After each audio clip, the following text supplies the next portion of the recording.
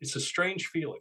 We're hearing sirens and we hear rocket uh, booms. Reverend Dr. George Mason is a Baptist minister and president of Faith Commons in Dallas. He traveled to Israel earlier this week for a conference at a Palestinian university. However, his plans drastically changed as violence erupted along the Gaza Strip. One of the strangest things about war, life can feel eerily normal in parts of the country where just down the road a few miles, people are dying, are terrorized, being taken hostage. He says the interfaith nonprofit group was about to lead a trip in Jerusalem. Now his focus is just finding a way home. I have people who are arriving now for our trip, which has been canceled, but nonetheless they were en route. And so I'll be staying to help them get oriented and feel safe and figure out a plan for getting all of us home.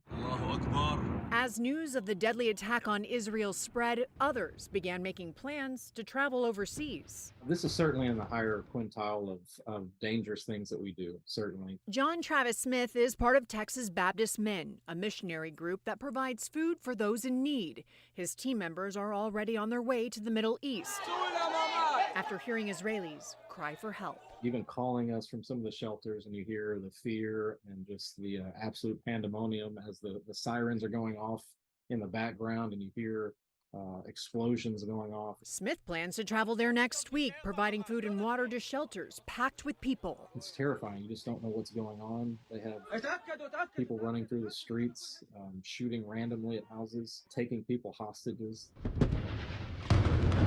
And in the fog of war, Reverend Mason continues to pray for those in danger. The way of peace is now more in peril than ever. This is what we should be seeking as human beings, peace and justice for all.